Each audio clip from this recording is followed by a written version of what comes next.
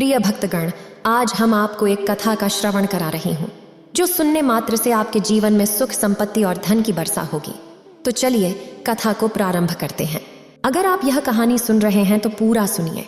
इस कथा को आधा अधूरा छोड़कर जाने की गलती मत करिएगा, क्योंकि इस पवित्र कथा को पूरा सुनने से मन चाहा फल की प्राप्ति होगी। इसलिए इस कथा को पूरा सुने। आप शिव भक्त हैं तो भोलेनाथ का अनादर ना करें। भगवान शिव माता पार्वती से कहते हैं, आज एक बहुत ही प्रसिद्ध कहानी आपको सुनाने जा रहे हैं। सनातन धर्म में 3 संत बहुत प्रसिद्ध हो गए थे। वे इतने प्रसिद्ध हो गए कि वहां का जो सबसे बड़ा जो पंडित था वह बहुत ज्ञानी था। उसे उन तीनों संत से बड़ी ईर्ष्या होने लगी थी, क्योंकि धीरे धीरे वहां के लोगों ने उस पंडित के पास आना ही बंद कर दिया था। लोगों की भीड़ बिल्कुल गायब सी हो गई थी। अब सभी लोगों ने उन 3 संतों के पास जाना शुरू कर दिया था।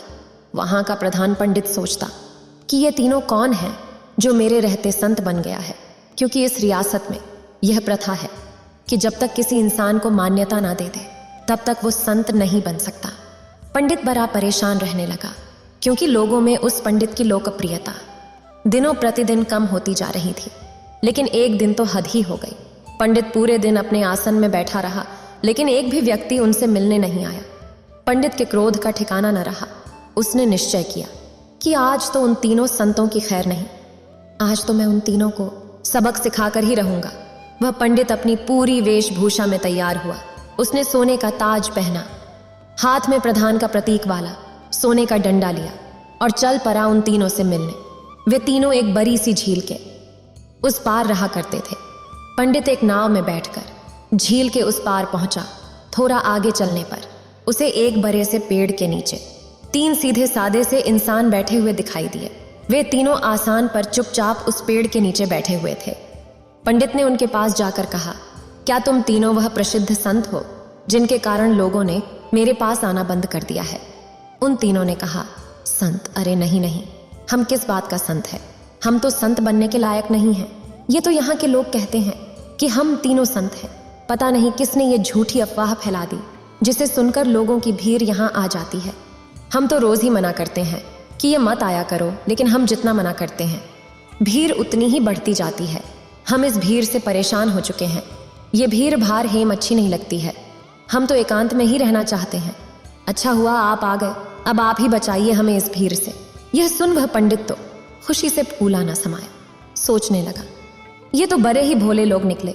मैं तो यह सोच कर आया था कि उसकी खटिया खड़ी कर दूंगा इन तीनों की। आज तो इन तीनों को लाइन में लगाकर सबक सिखाऊंगा।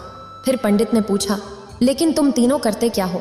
उन्होंने कहा, कुछ नहीं, बस इस पेड़ के नीचे बैठकर ईश्वर की प्रार्थना करते हैं। पंडित ने पूछा, धर्म ग्रंथ कहाँ है? उन तीनों संत ने अपना सिर नीचे झुका लिया। फिर पंडित ने पूछा, क्या हुआ, कुछ बताते क्यों नहीं? पंडित ने कहा, अब क्या बताएं आपसे, हम तीनों ही अनपढ़ हैं, हमें पढ़ना नहीं आता। धर्म ग्रंथ रखकर भी क्या करेंगे? यह सुनकर तो वह पंडित और भी खुश हुआ। सोचने लगा, अनपढ़ है, फिर भी इतने सारे लोग को बेवकूफ़ बना रखा है। इनकी तो मैं आज मटिया मेट कर डालूंगा। पूरे नगर के सामने इनकी बेइज्जती करूंगा। फिर पंडित ने पूछा कि तुम लोग प्रार्थना कैसे करते हो? ईश्वर की प्रार्थना तो तुम्हें याद होगी ना? यह सुन उन तीनों ने फिर से अपना सिर नीचे झुका लिया। फिर पंडित ने पूछा, अब क्या हुआ? तो तुम लोगों ने फिर से अपना सिर क्यों झुका लिया? उन्होंने कहा, क्या बताएं, बड़ी लज्जा आ रही है आपसे बताते हुए कि हमें प्रार्थना भी नहीं आती। पंडित ने आश्चर्य से कहा, क्या तुम्हें प्रार्थना भी नहीं करने आती? उन तीनों ने ना में अपना सिर हिला दिया। पंडित ने कहा कि तुम तीनों प्रार्थना करते कैसे हो? उन्होंने कहा, आपकी तो प्रार्थना बड़ी लंबी चौड़ी होती होगी। हम अनपढ़ गवारों को याद ही ना हो पाएगी, और फिर गलत पढ़ने का कोई मतलब भी नहीं बनता।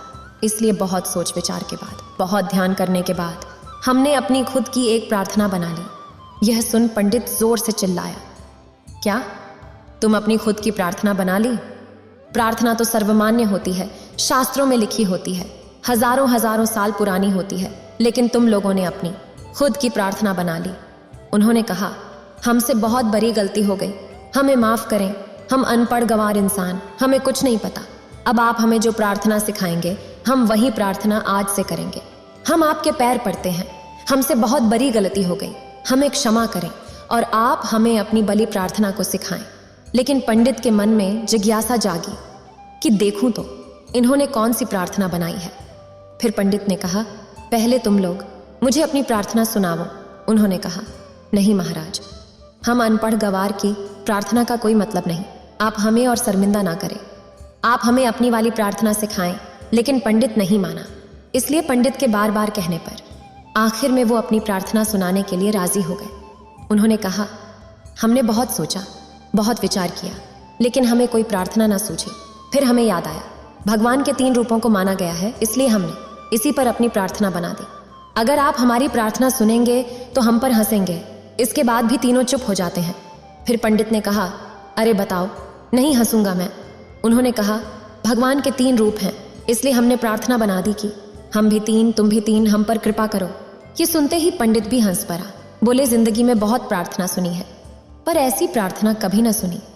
वो मन ही मन सोचने लगा, बड़े बेवकूफ लोग हैं, आज तो इनको ठिकाने लगा कर जाऊंगा, इन तीनों को मेरे पास आना ही पड़ेगा।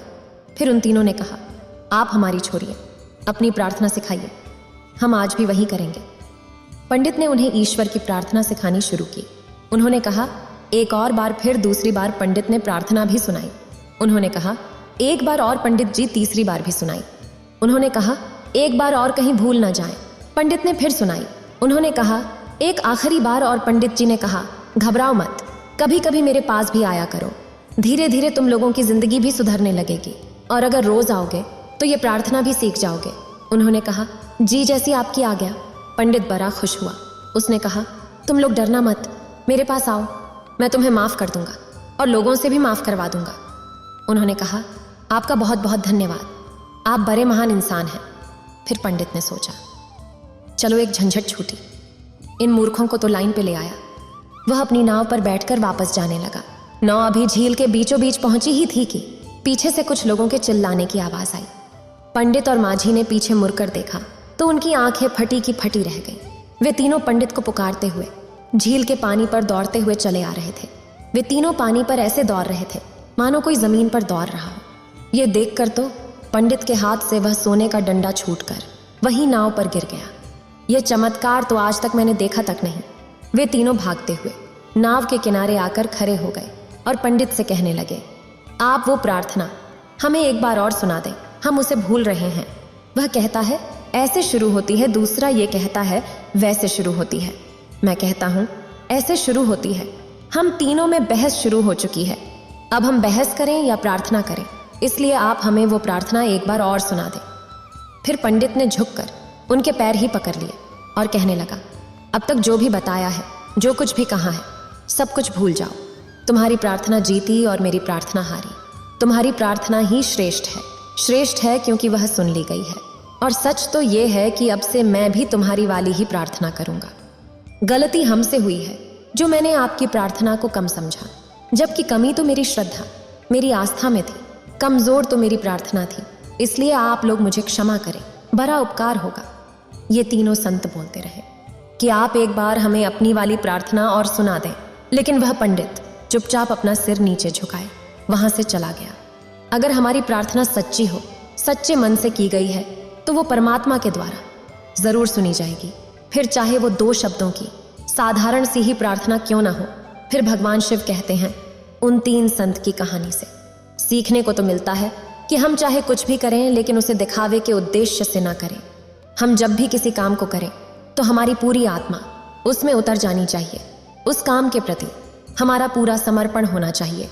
अगर हम हर काम को इसी शालीनता के साथ कर पाएं, तो हर काम में हमारी सफलता निश्चित है। जैसे कि उन 3 संतों के साथ हुआ था। उन्होंने अपनी प्रार्थना को इतने समर्पण भाव के साथ किया था कि प्रार्थना उन्होंने नहीं, उनकी आत्मा ने की थी। उनकी प्रार्थना इतनी सच्ची थी कि ईश्वर भी उनकी प्रार्थना को सुने बिना नहीं रह सकते। ये कहकर भगवान शिव अपना उपदेश समाप्त करते हैं। इस वीडियो को बोलते समय कोई त्रुटि हो तो मैं क्षमा चाहती हूँ। उम्मीद है आप सभी को ये वीडियो अच्छी लगी होगी। अगर आप शिव के सच्चे भक्त हैं तो चैनल को सब्सक्राइब और वीडियो को लाइक करके कमेंट में हर हर महादेव लिख दीजिए।